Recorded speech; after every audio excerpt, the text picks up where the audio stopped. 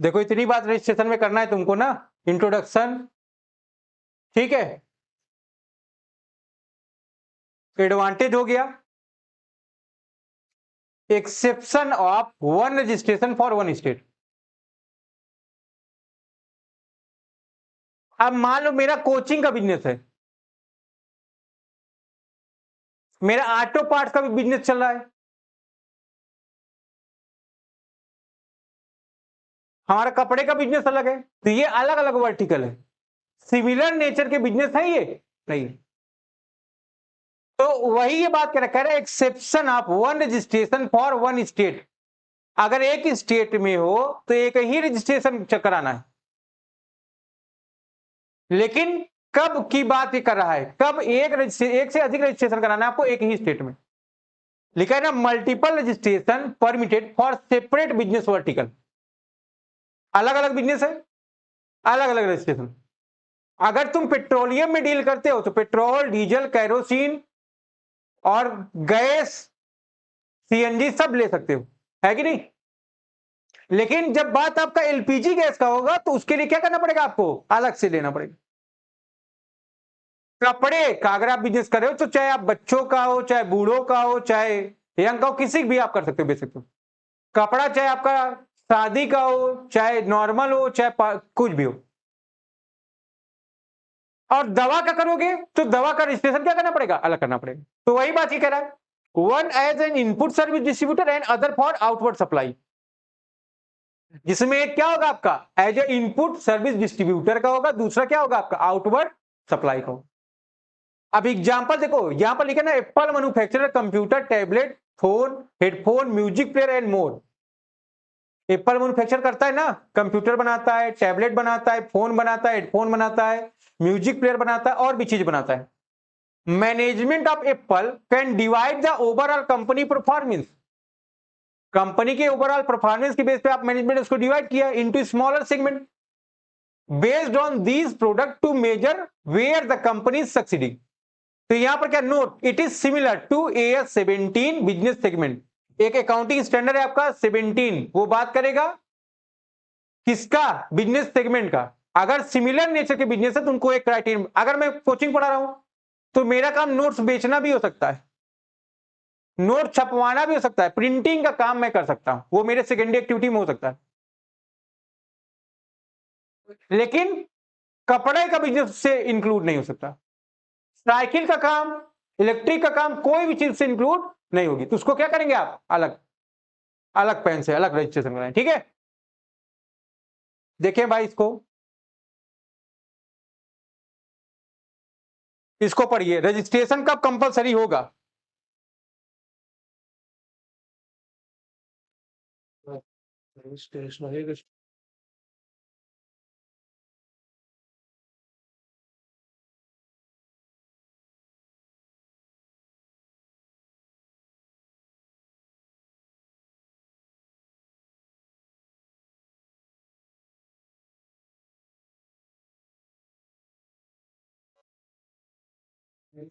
Stationery में कि वो स्टेशनरी में पेन बेच रहे हो तो अलग करोगे ना, वो कोचिंग का काम थोड़ी सकता है पेन बेचना।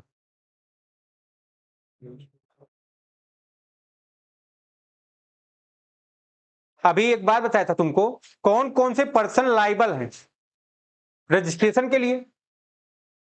देखोगे section 22(1) of the GST act 17 क्या कह रहा है, registration is mandatory if aggregate turnover exceed threshold limit. Registration कब कराना कंपलसरी है, जब आप अपनी थ्रेशोल्ड लिमिट को क्या कर दिए हो, एक्सीड कर दिए। अब थ्रेशोल्ड लिमिट क्या है, exemption from obtaining registration with effect from 1 अप्रैल 19। 1 अप्रैल 19 से बोला गया अगर आप लिमिट के बाहर हो तभी रजिस्ट्रेशन कराओ, अंदर हो तो कोई रिक्वायरमेंट। लिखा है for supply engage exclusive supply of goods. अगर ऐसा कोई पर्सन है जो गुड्स की सप्लाई कर रहा हो, ठीक है, विथ इफेक्ट फ्रॉम 1 अप्रैल 19 से नोटिफिकेशन है ये 10-19 का सेंट्रल टैक्स का, कह रहा मणिपुर, मिजोरम, नागालैंड, त्रिपुरा में अगर हो तो 10 लाख का, कल इसे बता रहा था ना, अगर आप सेंट्रल गवर्नमेंट से परमिट ले लो तो क्या कर सकता है, लिमिट आपकी बढ़ा सकता है। उत्तराखंड, मेघालय, सिक्किम, अरुणाचल प्रदेश, पौंडीचेरी और तेलंगाना ठीक है ना। यहां पर हो तो लिमिट कितनी, रेस्ट स्टेट में कितनी लिमिट है, किसके लिए है ये, क्या सप्लाई करोगे तो गुड्स के लिए। लेकिन अगर आप सर्विस में लगे हो तो इन 4 स्टेट के लिए क्या है, मणिपुर, मिजोरम, नागालैंड, त्रिपुरा में 10 लाख, बाकी स्टेट के लिए कितना है 20 लाख। ठीक है, गुड्स का आधा है सब किसमें, सर्विस में। ठीक है, इसको ध्यान रखना। कोई समस्या यहां तक, इसको आपको ध्यान में रखना है। अगर इस स्टेट में हो तो इतना टर्नओवर, इसी स्टेट में हो तो इतने टर्नओवर, बाकी में इतना टर्नओवर, किसके लिए, गुड्स के लिए। सर्विस के लिए ये दो। बात समझ में आ रही कि नहीं, ये याद करना पड़ेगा। जो गाड़ी लेके टहल रहे हो, 2 रोटी 2 बोटी।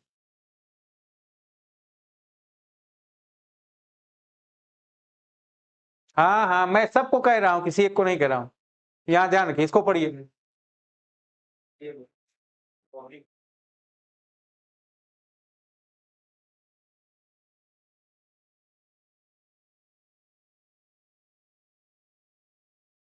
क्या कह रहा है, for the purpose of section 22 clause 1 of GST Act 17, a person shall be considered to be engaged exclusively in the supply of goods even if he is engaged in the exempt supply of service provided by way of extending deposits, loan or advance in so far as the consideration is represented by way of interest or discount। क्या मतलब हुआ इसका, एक word होता है आपका inclusive, एक क्या होता है आपका, दोनों में अंतर क्या, इंक्लूसिव मतलब उसमें ऐड होगा, एक्सक्लूसिव मतलब उसमें क्या होगा। कह रहा है अगर कोई पर्सन गुड्स या सर्विस की सप्लाई कर रहा होगा, उसमें अगर डिपॉजिट्स हो मतलब लोन हो, एडवांस हो मतलब बैंकिंग फैसिलिटी की चीजें हो, ये इंक्लूड नहीं होंगी। समझ रहे कि नहीं, तुम हमको फीस दो, सर्विस का पैसा गवर्नमेंट अलग सर्विस टैक्स रेट 18% तुम्हारी एजुकेशन पर पैसा दे रहे हो, वो भी क्या, ये भी सर्विस है, इस पर भी जीएसटी लेंगे, तब तो क्या हो गया, ये तब तो हो गया फिर खाने छीन लो साले तुम, है कि नहीं। आगे देखो, any person engaged in exclusive supply of goods and whose turnover in financial year does not exceed 40 lakh, ऐसा कोई पर्सन है जिसका फाइनेंशियल ईयर में लिमिट, जो थ्रेशोल्ड लिमिट है वो कितना नहीं बढ़ा, 40 लाख। ठीक है, person required to take compulsory registration under section 24। ठीक है, ये किसके लिए है, ये उन पर्सन के लिए नहीं है जिनके ऊपर ये 2 एक्सेप्शन है। मतलब अगर 24 में आते हो आप कंपल्सरी रजिस्ट्रेशन कराओ। ये केवल किसके लिए बात कर रहा है, 22+1 के लिए बात कर रहा है।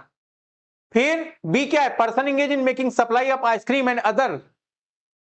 ठीक है, कल मैं बताया था ना, आइसक्रीम था, टोबैको था, और क्या था एक चीज, अदर इलिजिबल आइस। तो मतलब आईटी की बात कर रहे हैं, यहां आई का मतलब आइस और टी फॉर टोबैको था। अगर इसको आप बना रहे हो या इसके सब्स्टिट्यूट को बना रहे हो, तब भी आपको कंपल्सरी रजिस्ट्रेशन जीएसटी के अंतर्गत नहीं करवाना है, क्योंकि इसके ऊपर क्या भी है, कस्टम है ना, एक्साइज है, तो ये क्या जीएसटी से बाहर है। आपको पढ़ाते समय बताया कि ना 5 पीपी और एक alcoholic liquor for human consumption को छोड़कर सब पर क्या है, जीएसटी अट्रैक्ट है। जॉब वर्कर का मतलब मोची, अपने घर का 50 जूता उठाए दे दिए उसको, लो भैया जूता साफ करो, पॉलिश करो, सिलो, मरम्मत करो। दर्जी को इनके यहां शादी पड़ी, उठा के 50 सेट दे दी बनाने का, है ना, क्या ये जो उस पर्टिकुलर जॉब पर है कि नहीं। तो जॉब वर्कर के ऊपर नॉट अप्लीकेबल। बात समझ में आ रही कि नहीं।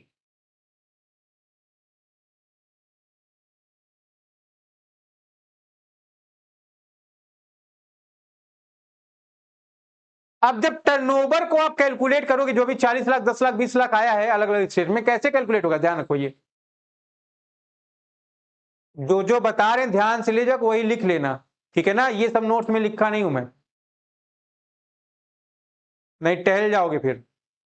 और किताब उठा लो, कुछ समझ में आ जाएगा तो हमको बता देना, जीएसटी की किताब में उठा लेना, अपने पढ़ना, और कुछ समझ में तुमको आएगा तो हमको बताना। इसीलिए मना किया कि अपना पैसा बचा लो, उससे भी 2 किलो 20-40 किलोमीटर और टहल लेना। 200 किलोमीटर तो टहल ही सकते हो टू व्हीलर से ना, नुजैब की बात थोड़ी कर रहे हैं। देखो एग्रीगेट टर्नओवर फाइनेंशियल ईयर में सेक्शन 26 ऑफ सीजीएसटी एक्ट बात करता है aggregate value of all taxable supply. सीधा बैठिए भैया, अभी घूमने में ना टहलती तुम, ना थकती। यहां क्या है, aggregate value of all taxable supply. Taxable supply आप कैसे निकालेंगे, excluding the value of inward supply on which tax is payable by a person of reverse charge basis. इसमें उन सप्लाई को आप नहीं ऐड कर रहे हो जिस पर रिवर्स चार्ज के बेस पर टैक्स पे करना है, बाकी सभी सप्लाई को आप ऐड कर रहे हो। exempted supply export of goods or service or both an interstate supply of person having same PAN to be computed on all India basis but exclude central tax, state tax, union tax, ठीक है, integrated tax and तो सब उसमें include है, लेकिन क्या क्या include नहीं है, central tax, state tax, union territory का टैक्स, इंटीग्रेटेड टैक्स और सेस को इंक्लूड नहीं किया गया। यहां देखो कैसे बताया गया, एग्रीगेट टर्नओवर इंक्लूड क्या है, the value of exported goods या सर्विस। अगर तुमने एक्सपोर्ट किया है चाहे वो गुड्स हो या सर्विस, सब वैल्यू उठा के क्या करोगे, फुट कर दो। एग्जेम्प्टेड गुड सर्विस और both which attract nil rate of tax. Nil rate का मतलब क्या होता है, 0, 1।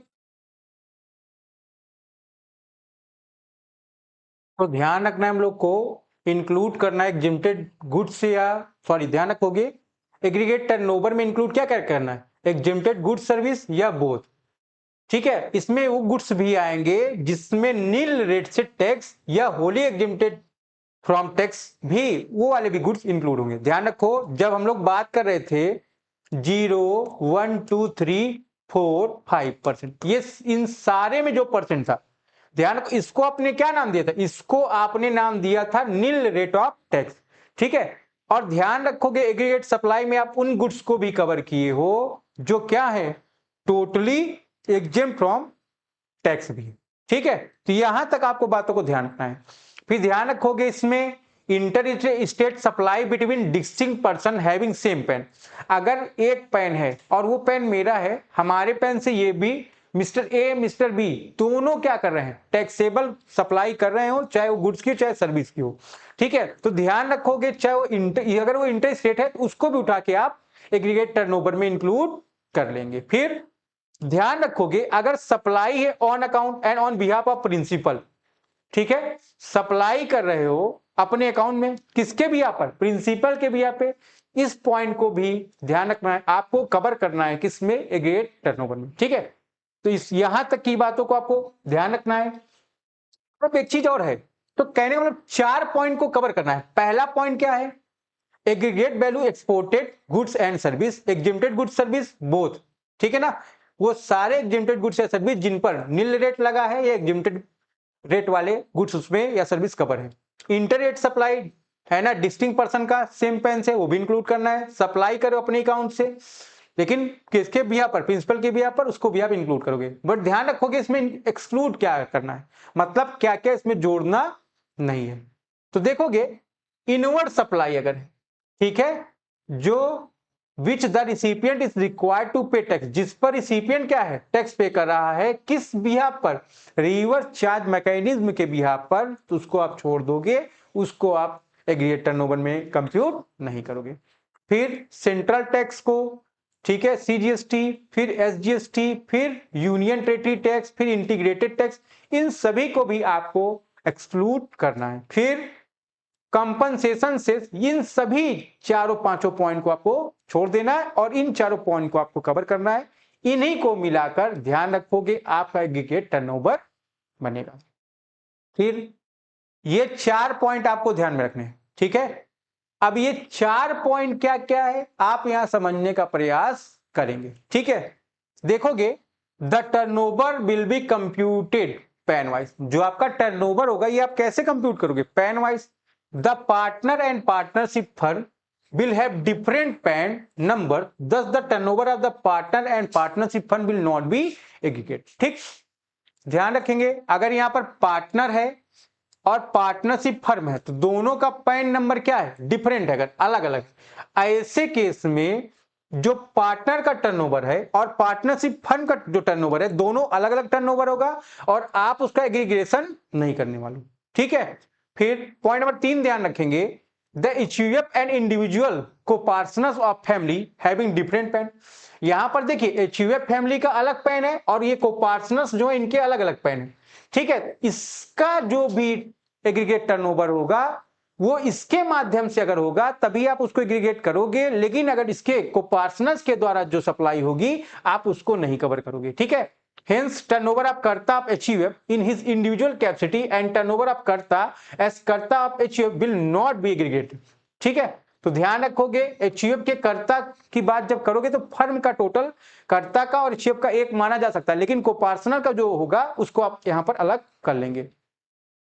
पॉइंट नंबर 4 कहता है supply of goods after completion of job work. अगर आप गुड्स को सप्लाई कर रहे हैं जॉब वर्क करने के बाद, by registered job worker shall be treated as the supply of goods by the principal referred in section 143 of the CGST Act 17 and the value of such goods shall not be included in the aggregate turnover of registered job worker, ठीक है। अगर कोई job worker है वो registered है तो उसको आप सप्लाई ट्रीट करते हो, है ना।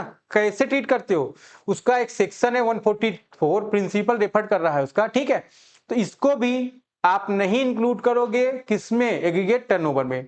It will be included in turnover of principal. ये किसके टर्नओवर में इंक्लूड होगा, उसके प्रिंसिपल के, ना कि उसके। जैसे दर्जी है वो क्या करेगा, अपने यहाँ 4 लोग को रखा है, 4 लोग ले जाके सामान को कंप्लीट करके उसको पे कर रहे हैं सामान, तो वो जो दर्जी अपने चारों लोगों को दिया है उस मेन दर्जी के एग्रीगेट टर्नओवर में कंप्यूट होगा, ना कि जो उसके 4 अलग अलग सामान को ले गए काम कंप्लीट करके दे रहे हैं उनके में, ठीक है। तो इसको आपको ध्यान में रखना है, ठीक। तो यहां तक सभी लोग नोट कर लेंगे, फिर इसके आगे की बात हम लोग कर रहे हैं।